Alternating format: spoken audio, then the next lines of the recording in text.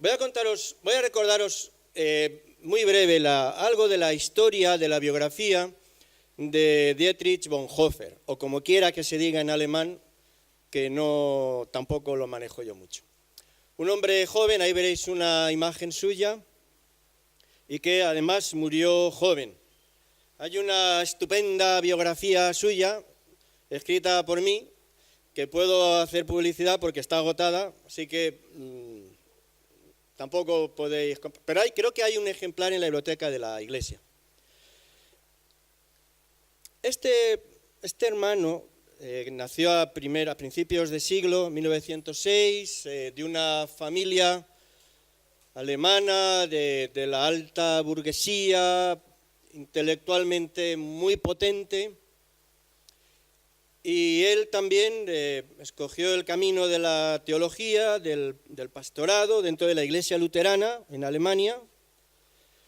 Una persona muy brillante, muy brillante.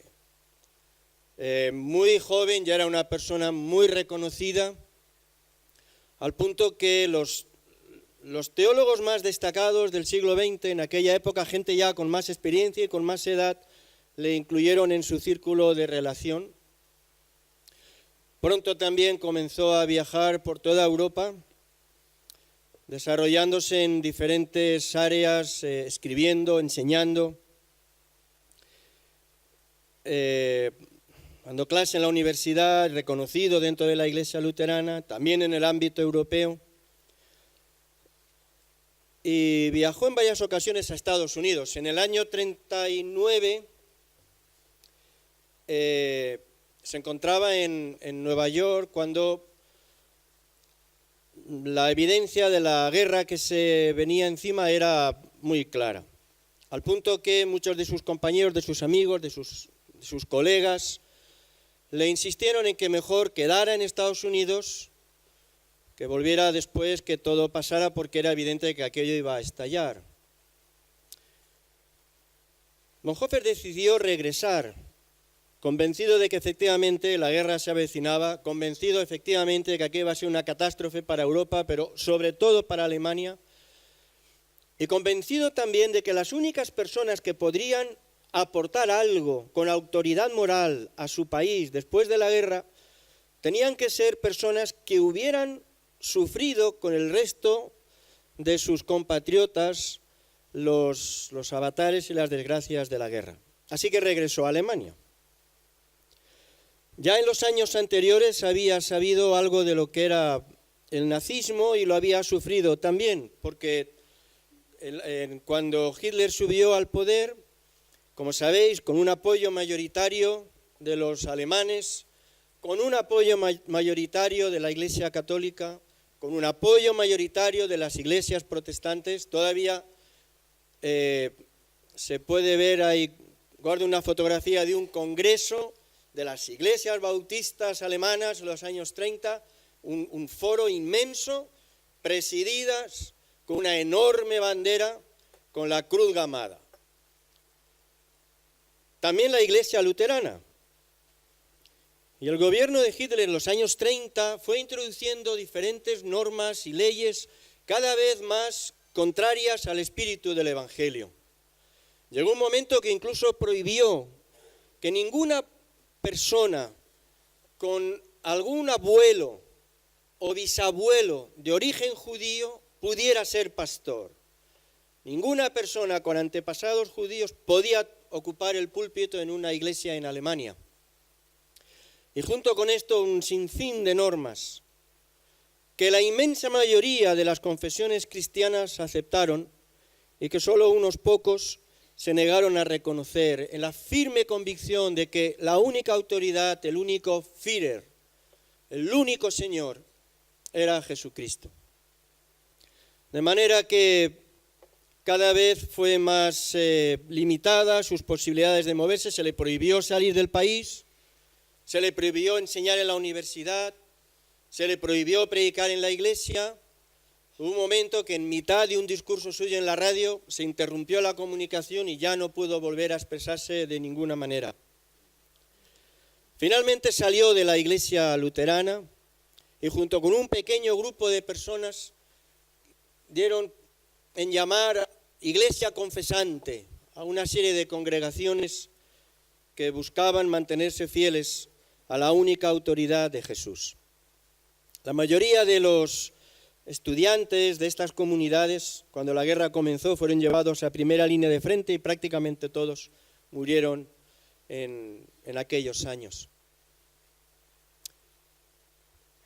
Bonhoeffer se implicó en la resistencia contra Hitler.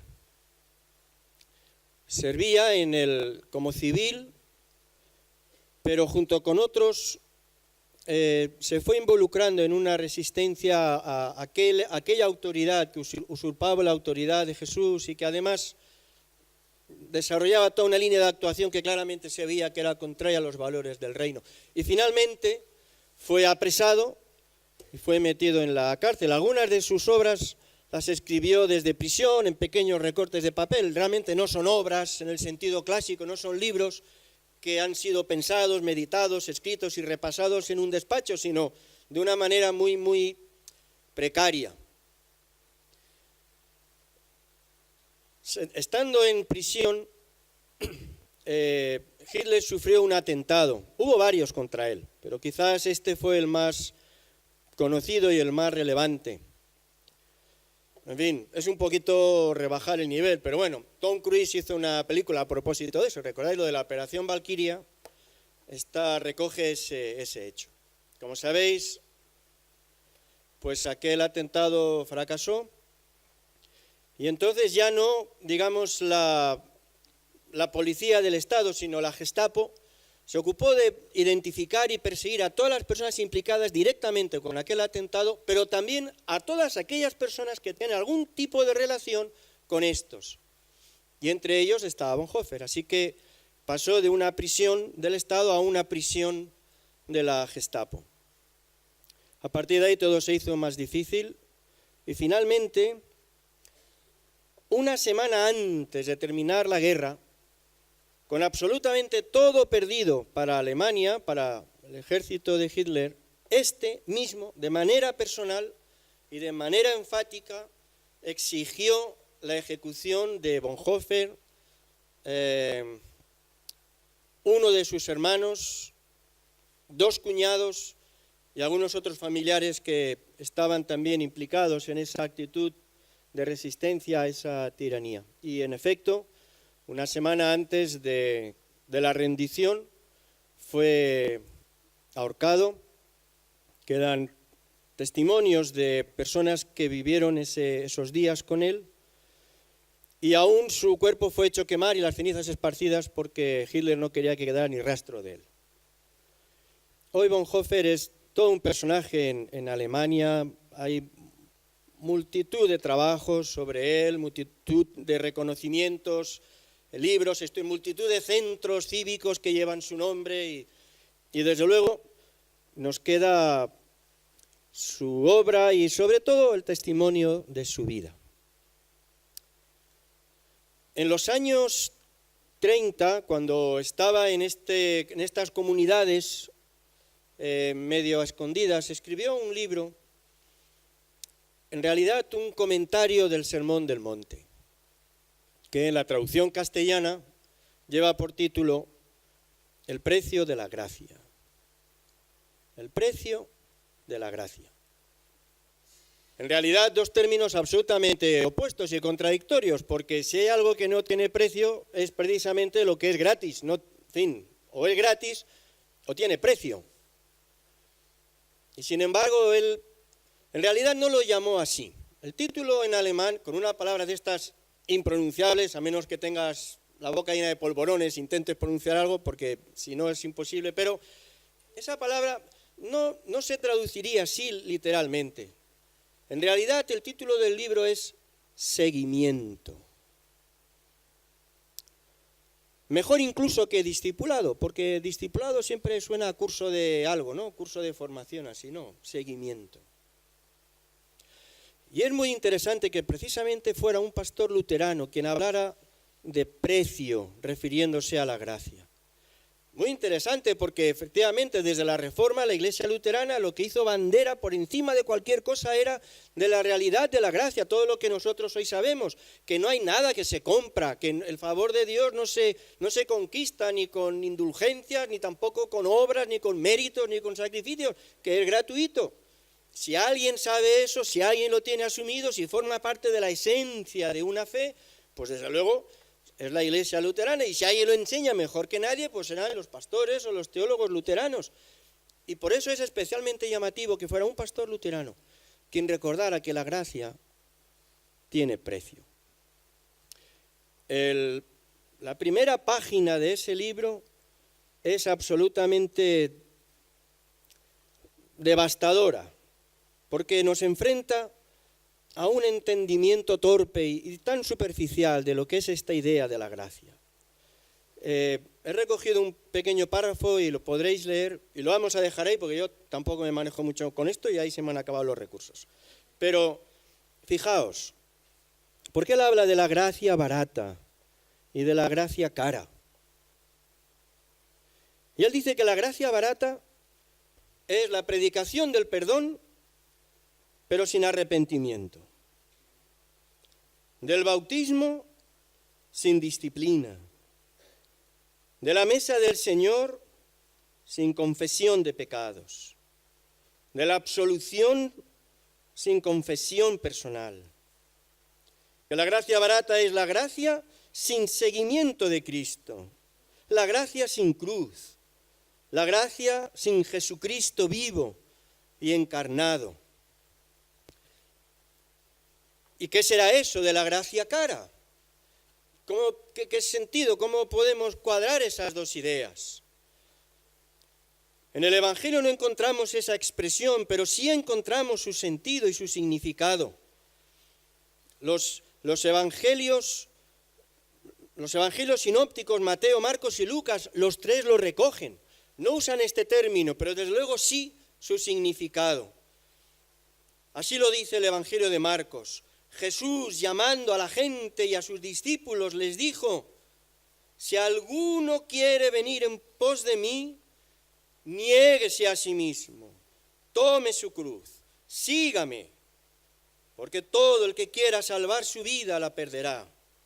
Todo el que pierda su vida por causa de mí y del Evangelio, la salvará. La gracia cara no es otra cosa sino el eco del llamado de Jesús a su iglesia que encontramos al final del Evangelio de Mateo. Id por todo el mundo. ¿Recordáis? Haced no convertidos, sino discípulos, seguidores. No convertidos, sino seguidores. La idea al final, el discípulo es alguien que se ha convertido para seguir a Jesús. Y nosotros con demasiada frecuencia entendemos la conversión como un acto y una posición adquirida.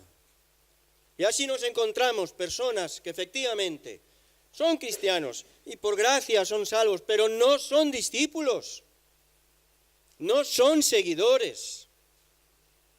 Y ese no es el llamado del Señor ni a sus discípulos ni a su iglesia. No convertidos. La cuestión no es solo, pero ¿tú te has convertido? No, la cuestión no es esa, o no es solo esa. La cuestión es, ¿tú estás siguiendo a Jesús? ¿Tú puedes decir que estás siguiendo a Jesús? ¿Que tu vida expresa el seguimiento del Señor? ¿La obediencia a Jesús? Esa es la cuestión. Y es lo que Bonhoeffer en aquel tiempo quiso desvelar. Pero ¿cómo es esto? Este país lleno de cristianos, tanto da si entran a una catedral católica, a una iglesia luterana, todos son cristianos, pero todos están participando de esta locura, todos están participando de estas leyes, todos están participando y dan el beneplácito a todas estas ideas absolutamente contrarias al Evangelio. ¿Pero qué es esto? ¿Qué cristianos son? La cuestión no es si se convirtieron o no, la cuestión es, ¿siguen a Cristo? ¿Son algo? ¿Tienen relevancia? ¿Expresan algo acerca de lo que es la realidad del reino de Dios? ¿O simplemente sus vidas siguen recogiendo los valores del entorno y de la sociedad. La llamada de Bonhoeffer al seguimiento de Jesús, que no es otra cosa sino la llamada del Evangelio al seguimiento de Jesús, a vidas transformadas no solo en un sentido legal o forense a los ojos de Dios, porque Dios nos mira en Cristo y entonces nos ve perfectos, eso tiene que ver con nuestra posición, pero el llamado del Evangelio no es solo a una posición, sino a una transformación de la vida, porque si no hay milagro, tampoco necesitamos de Dios. Y el milagro se expresa en esa reconciliación con Dios y se expresa igualmente, necesariamente tenemos que enfrentarnos a esa realidad. Se expresa también en la transformación de la vida, en el seguimiento en obediencia a Jesús. Bonhoeffer lo expresaba utilizando estas expresiones de la gracia cara, de la gracia barata. El Nuevo Testamento lo expresa de diferentes maneras y yo esta mañana quería recordaros la forma en que el apóstol Juan lo hace en la primera epístola, en el capítulo 2. ¿Qué es eso del seguimiento?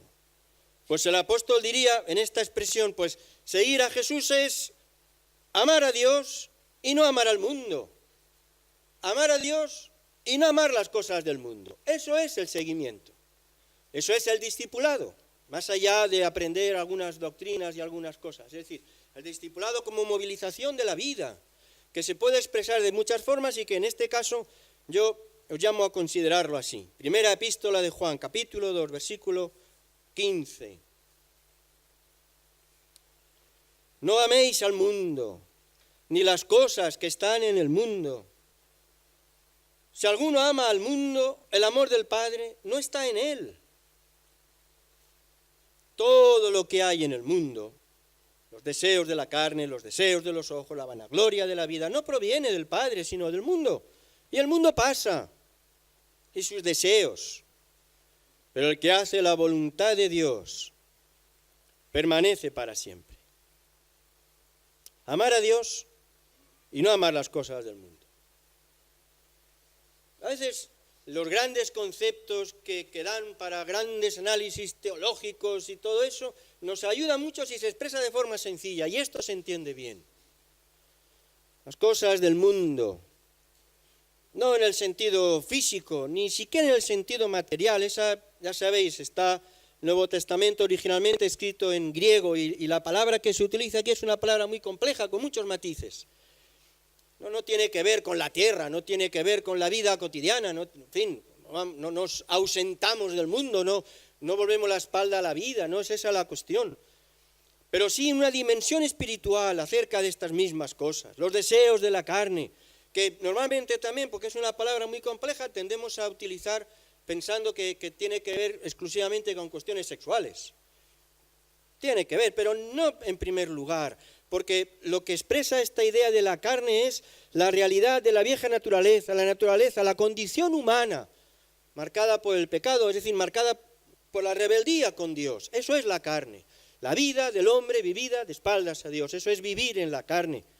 Y eso se expresa, claro, con una percepción o una vivencia de la sexualidad desenfocada, pero también tiene que ver con la codicia, tiene que ver con todas esas expresiones de las que el apóstol habla a los Gálatas, dice que son fruto de la carne, fruto de esa naturaleza, de esa condición humana, que efectivamente, adulterio y fornicación y lascivia, sí, pero también enemistades y pleitos y celos, iras, contiendas, envidias.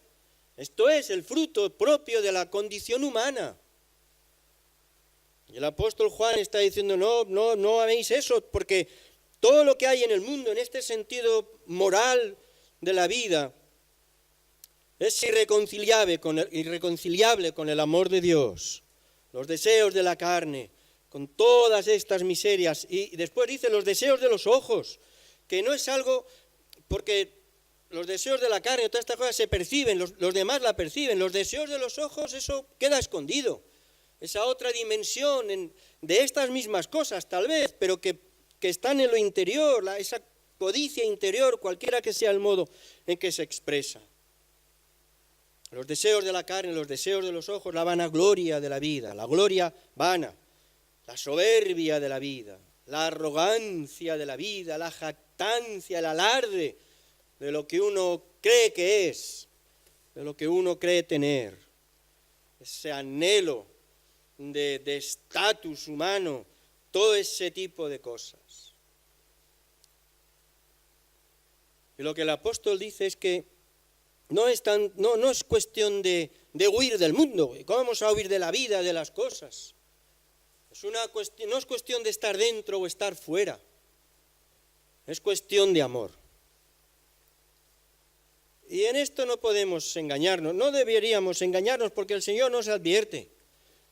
Podemos tener diferentes compromisos con diferentes realidades, podemos atender diferentes responsabilidades en diferentes planos, podemos dedicar tiempo a diferentes cosas, pero solo amamos una. Solo amamos una. El corazón no se puede dividir. Dividimos el tiempo, las 1000 tareas que debemos atender y todo eso, pero el corazón no se divide. Solo hay un amor, en última instancia solo hay un amor y solo hay un tesoro. Esto es lo que decía Jesús, es que al final, el corazón está donde está el tesoro. Y en el sentido profundo, tesoro solo hay uno, por pura definición. Si hubiera varios, entonces uno de ellos sería el auténtico. No améis al mundo, no améis las cosas del mundo, porque si amáis esto, entonces no amáis al Padre, porque esto se opone entre sí. Podríamos insistir, no lo voy a hacer. Las exhortaciones al volver la espalda a las cosas del mundo, las exhortaciones a caminar y todo, eso solo cala cuando frente a esa realidad hay otra que se percibe mejor. Es decir, todas estas cosas dejan de percibirse como un tesoro solamente cuando uno encuentra un tesoro mayor.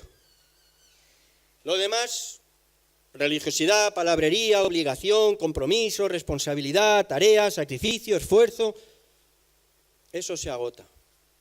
Por eso no se convence a nadie con argumentos ni a golpes de versículos. Es una cuestión de amor. Y es así como se presenta el Evangelio. Y es así como se presenta Jesús. Y de ninguna otra manera resultará relevante en la vida de nadie. Como la perla preciosa por la que merece la pena venderlo todo.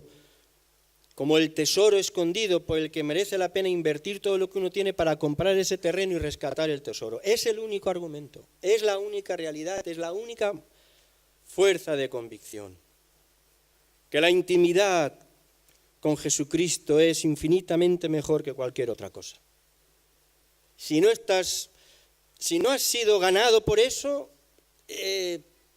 todo será insuficiente. Y al final habrá que hacerlo a golpe de músculo de la voluntad. Pero esa no es la cuestión. Y eso se agota. Es cuestión de amores. La realidad de este Bonhoeffer, o recordáis la semana pasada nuestro hermano de Pakistán, o sea, nadie, recordáis aquello que decía un filósofo francés, nadie da su vida por el argumento ontológico de San Anselmo. Que sí, que está muy bien, es un argumento que pretende demostrar la existencia de Dios, de fenómeno. Ahora, nadie va a la hoguera porque ese argumento es muy potente. A la hoguera, al sacrificio, al seguimiento cotidiano se va solo por amor. Cuando el apóstol Pablo habla acerca de su propia experiencia tan impactante, tan de lo negro a lo blanco, tan de la noche al día, tan de nada y de todo, él habla en términos de amor. Lo que él dice es que lo dejó todo y renunció a todo y pasó de todo, pero no como un sacrificio, no como algo costoso, no como algo que tiene que recordar a menudo con cierto pesar, sino todo lo contrario, porque era tan valioso, tan verdaderamente tesoro lo que había encontrado en Cristo, que en comparación con eso todo lo demás de él era basura, es que no valía. No es una cuestión de, Dios mío, ¿a cuánto tengo que renunciar? ¿Cuánto me duele? Pero venga, aquí estoy. Es cuestión todo lo contrario. Si no hay entusiasmo, no hay seguimiento. Habrá conversión, pero no hay seguimiento. Porque el seguimiento solo es posible por la fascinación. Y toda esa realidad nueva que el Evangelio promete, toda esa realidad superior, esa vida, esos ríos de agua viva de los que continuamente habla la Escritura, eso es algo que el Espíritu de Dios realiza de forma concreta y que si no experimentamos debemos buscar. Porque aquí no estamos hablando de cuestiones meramente intelectuales, de verdades propositivas, de argumentos racionales, de verdades que lo son más que otras. Hablamos de vida, porque hablamos de seguimiento. Y nadie sigue aquello en lo que de verdad no cree que merezca la pena. Y no lo puede seguir aunque lo desee si no hay una potencia que lo haga posible. Y esta es la del Espíritu de Dios. Todo lo que tiene que ver con la vida cristiana tiene que ver con la obra del Espíritu de Dios, o no es nada. Son buenas formas, las conocemos, las hemos vivido, las vivimos a menudo. Buenos deseos, buenas intenciones, buenas convicciones, pero todavía ahí no hay vida, hay propósito, pero no hay realidad, hay anhelo, pero no hay experiencia. Esa vivencia la hace el Espíritu de Dios, tomando la vida de una persona, en el momento que alguien se abre a esa realidad nueva de Jesucristo y inundando la vida. Dice el apóstol Pablo que a todos se nos dio a beber de un mismo espíritu. Y la idea es que podemos beber hasta saciarnos. Y si no es el caso, y no es la realidad, y no es lo que vivimos, entonces lo buscamos. Porque ese es el llamado de Dios, con una expectativa grandiosa. Eso dice la palabra en la segunda epístola a los Corintios. Va a mejorar mucho la temperatura si tenéis eso abierto y oímos a los niños así con esa intensidad. Por 2 grados menos o más ya vamos a morir igual. Segunda epístola a los Corintios. Mirad este texto, lo recordamos con frecuencia, es tan potente, tan alentador, pone una expectativa tan asombrosa. El Señor es el Espíritu. El Señor es el Espíritu. Y donde está el Espíritu del Señor, hay libertad. Y ante nosotros se abre una expectativa grandiosa, absolutamente divina en su origen. De manera que todos nosotros, todos, mirando a cara descubierta, como en un espejo, la gloria de Dios, somos transformados de gloria en la misma imagen, en la imagen de Jesús, por el Espíritu de Dios, la vida poderosa de Dios en nosotros mismos. Así, escribe a los Efesios, que seáis fortalecidos con poder en el hombre interior, por su Espíritu, para que habite Cristo por la fe en vuestros corazones, que sea posible. Es decir, que el seguimiento de Jesús lo sea porque uno participa de una realidad nueva que remueve la vida, que la conmueve, que la transforma, que no tiene que ver ya con la conversión, que fue apenas la puerta de entrada, pero la puerta de entrada de una realidad nueva, de la que participamos en base a este concepto de seguimiento arriesgado, comprometido, no en base al temor o al miedo o a la carga o a la responsabilidad, sino en base a la fascinación, y que se hace realidad por la acción del Espíritu. Y así resultan vidas donde ya ese fruto mezquino que leíamos antes, propio de la condición humana, va siendo transformado realmente, pero realmente, o el Espíritu de Dios no lo es. Pero donde el Espíritu de Dios está presente hay libertad. Y toda esa realidad mezquina de la que todos partimos va siendo dejada atrás, desdibujada, mientras que ahora aparece una realidad nueva, porque hemos sido ya despojados de esa vieja condición, dice Pablo a los Colosenses, y ahora revestidos con ropaje nuevo, conforme a la imagen del que lo creó, a la imagen de Jesús, y se va renovando hasta el conocimiento pleno, que no es meramente saber cosas ni verdades, sino experiencia de vida auténtica. De manera que todas esas cosas, las más llamativas, la fornicación, la impureza, los malos deseos, y también otras más cotidianas, versículo 8, la ira, el enojo, la malicia, la blasfemia, la mentira, todo eso va siendo eliminado, porque ahora el Espíritu de Dios actúa en la vida de la persona que empeña su ser en el seguimiento de Jesús para experimentar una vida nueva, no para creer cosas más verdaderas, sino para vivir de otra manera. Términos clásicos, a eso se llama santificación. Escuchaba una canción hace unos días y el autor llama a esta realidad sabor a evangelio. Y esto necesitamos, vidas que tienen sabor a evangelio. Iglesias que tienen sabor a evangelio, a la realidad del Dios de poder actuando por el Espíritu en la vida de sus fieles.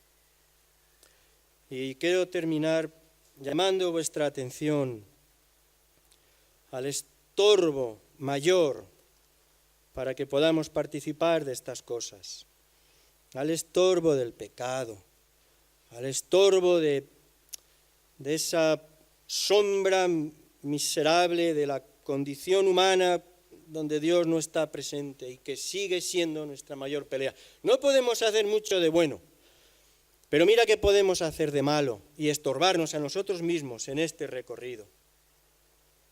Hermanos, escribe el autor de la epístola a los Hebreos, despojémonos de todo peso, despojémonos del pecado que nos asedia.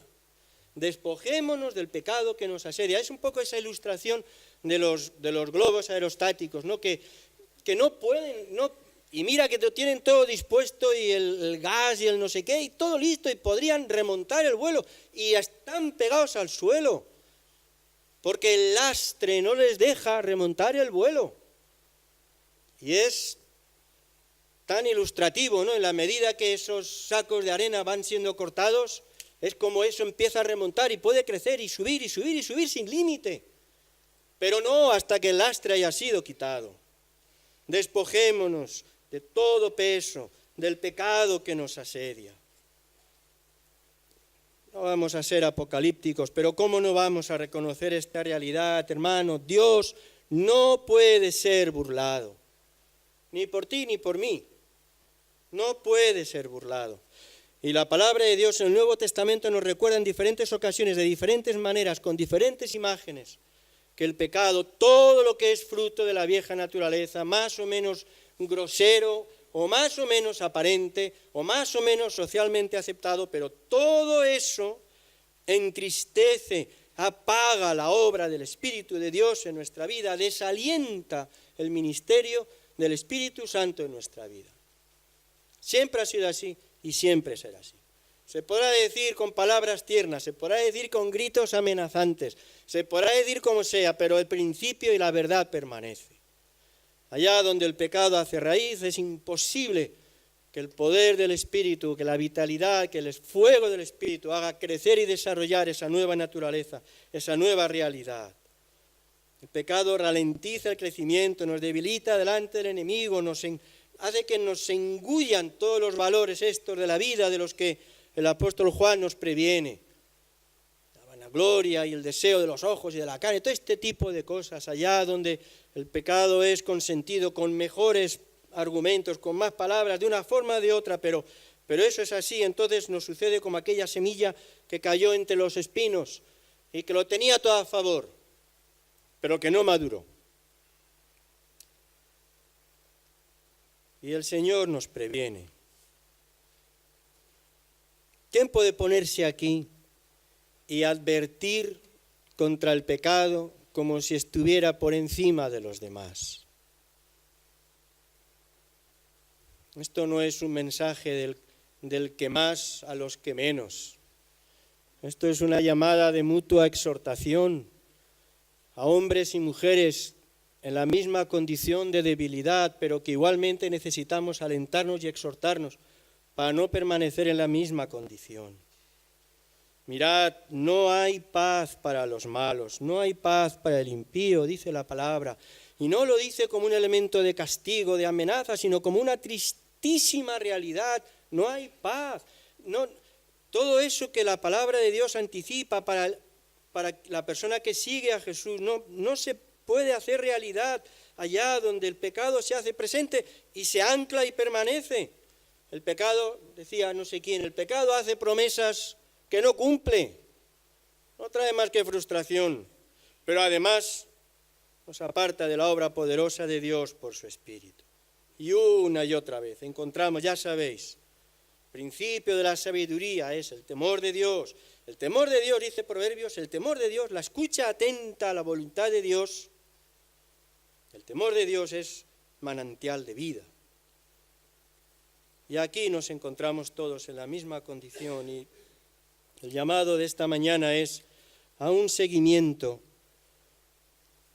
que se vive en base al amor y en base a la fascinación. Y felizmente se vive por la acción poderosa del Espíritu de Dios, pero que debe ser guardada y amparada de toda forma de pecado, que debe ser tratado, reconocido, asumido, confesado y también perdonado, olvidado y liberado. Qué mala es la gente, qué malos son los demás. Pensaba en estas cosas solo en los últimos minutos, antes de que empiecen ya los de mayos.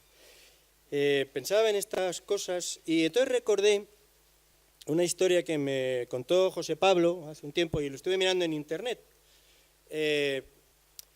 acerca de Wheaton. Wheaton es una universidad cristiana y un seminario también de lo más reconocido, de lo más potente a nivel mundial. De ahí han salido auténticos personajes valiosos para la obra de Dios y realmente muy reconocido. Bueno, ahí estudió José Pablo, el curso que estuvo estudiando allí, ¿no? Bueno, pues ha pasado en alguna ocasión, pero especialmente se recuerda algo que sucedió una noche del mes de febrero de 1950. ¿Recordáis? Cuando fuimos con José Pablo a Grace Church, pasamos por Wheaton y pude ver el campus aquel, una cosa pues, a lo americano, ¿vale? No. Miles de estudiantes. Y esa noche, como era habitual, pues había un culto, ¿no? A media tarde, un culto de, bueno, nosotros diríamos una capilla, claro, allí una capilla, pero vamos, 1.500 personas, ¿no? Estudiantes y profesores. Y algo pasó. Para estudiar allí, cualquiera que sea la carrera que estudie uno, aunque no sea teología, tiene que estar, vamos, absolutamente recomendado por su iglesia, un expediente personal impoluto y muchos de ellos van a dedicarse a la obra, en fin, gente de Dios. Aquella noche pasó algo extraño porque lo que tenía que ser un culto sencillo de media tarde antes de terminar la jornada se enredó. Porque no se sabe muy bien cuál fue la razón, pero algunos de los estudiantes y algunos de los profesores comenzaron a salir delante para confesar públicamente pecados personales. Algunos tenían que ver con la pornografía o el abuso del alcohol, pero otros, de nuevo, tenían que ver con los celos, con las envidias, con el odio, con todos estos frutos de la naturaleza de pecado. Y aquello prendió, porque pasaban las horas y seguían pasando delante más estudiantes y más profesores a confesar espontáneamente sus pecados. Pecados que no eran conocidos, pero que querían traer. Y el culto se prolongó. Se prolongó toda la noche. Y llegó la mañana y el culto seguía. El tiempo de confesión seguía. Y siguió durante todo el día. Y llegó la noche. Y aquella experiencia continuaba. Y se prolongó durante toda aquella segunda noche. Y llegó la mañana.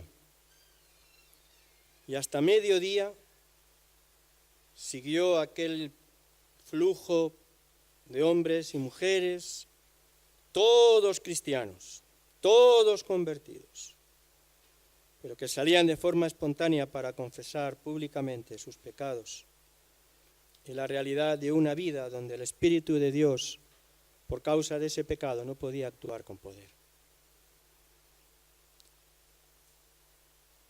El primer fruto de la intervención del Espíritu Santo en la vida de una persona y de un discípulo de Jesucristo, el primer fruto siempre es la convicción de pecado. Y el primer fruto, la primera respuesta de cualquier persona, de cualquier discípulo de Jesús a la acción del Espíritu Santo es el arrepentimiento. Es el quebrantamiento y es la confesión. Y el resultado de todo eso no es desaliento, ni frustración, no es masoquismo, es sanidad, es limpieza, es restauración, es liberación. Y no hay otro camino. No lo hay para ti y no lo hay para mí. El resultado es esa buena tierra donde la semilla de Dios puede crecer, porque recordáis, dice el apóstol Pablo, que la tristeza que es según Dios produce arrepentimiento para salvación, no humillación.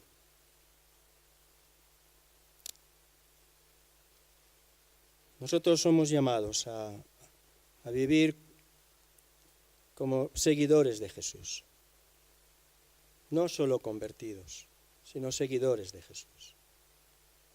Y cuando consideramos esa realidad y ese llamado, y dejamos de alguna forma, le permitimos al Espíritu Santo hablarnos y dirigirse a nosotros, lo primero que encontramos siempre es la evidencia de nuestro pecado, de los frutos de esa condición humana donde Dios no está presente. Y esa realidad empobrece, limita, estorba, apaga la acción del Espíritu de Dios. Así que despojémonos, pues, del pecado que nos asedia. Dice el texto, puestos los ojos en Jesús. Ese es el mejor argumento. No es el miedo, el temor, no. Puestos los ojos en Jesús. Lo que Él es, lo que Él significa. A la luz de eso, guardémonos del pecado. Así que, hermano, no te dejes engañar, no estorbes la acción del Espíritu en tu vida, que siempre es por causa del pecado, acogido de una forma o de otra, justificado de una manera o de otra, pero al final esa es la evidencia. Quiero concluir, dejaros un versículo y abrir un tiempo para orar en silencio. Y es verdad, no es el mejor momento, hace mucho calor y es tarde, pero unos minutos siquiera, por si acaso, en este momento el Espíritu de Dios quiere hablar y tratar contigo. Salmo 32, dice el salmista, Salmo de David, dicen los estudiosos que tenía que ver con aquella experiencia tan amarga de su pecado con Betsabé y aquella suma de tragedias, pero vale para cualquier cosita más cotidiana, no os amperéis en eso. Y escribe David, mientras callé, mientras oculté mi pecado, mientras callé se envejecieron mis huesos en mi gemir todo el día, y mi verdor se volvió en sequedades de verano. Porque no hay paz para el impío. Mi pecado te declaré. No encubrí mi iniquidad. Al contrario, dije, confesaré mis transgresiones al Señor. Y tú perdonaste la maldad de mi pecado.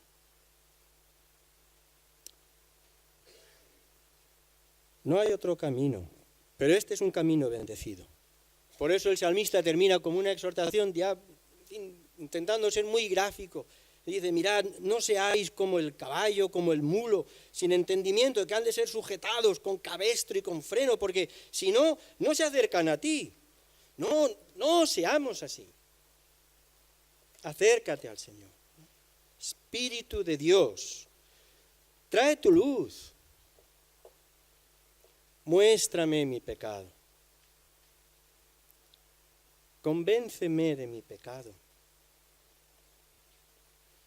Dame un corazón quebrantado, un corazón sinceramente arrepentido. ¿Recordáis Salmo 51? Crea en mí, oh Dios, un corazón limpio.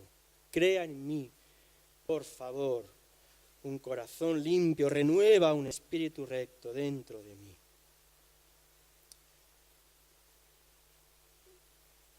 Podemos hacerlo. Podemos tomar unos minutos. Todos aquellos que sinceramente anhelamos no solo ser convertidos, nosotros nos convertimos porque había una expectativa, una promesa de una vida distinta. Por eso nos convertimos. No solo por argumentos y verdades, sino porque había una promesa de vida que el Espíritu de Dios se había comprometido a hacer. Una experiencia de transformación del carácter, de las actitudes, de los valores. Nos preguntamos por qué nos cuesta tanto. Cuando es todo tan hermoso y cuando el Espíritu ha prometido cumplirlo, nos seguimos preguntando por qué nos cuesta tanto. Pues tomamos unos minutos y decimos, Espíritu de Dios, si acaso tiene que ver con algo relacionado al pecado, házmelo ver. Seguramente aquí no hay muchos asesinos en serie, probablemente. Pero hablamos de otras cosas. Hablamos de celos, hablamos de envidia, hablamos de rencor, hablamos de daños no perdonados, hablamos de orgullo. Quizás el Señor quiere tratar y hablarte al respecto. Vamos a tomar unos minutos, muy poquitos, y guarda silencio delante de Dios. A veces de una forma muy real, muy sencilla, pero muy real, sabemos que Dios nos habla. Y si es para arrepentimiento, si trae convicción de pecado, escucha esa voz y pide perdón, llora al Señor. Si lo necesitas, pues puedes pasar aquí un momentito y oramos, pero trátalo tú con el Señor.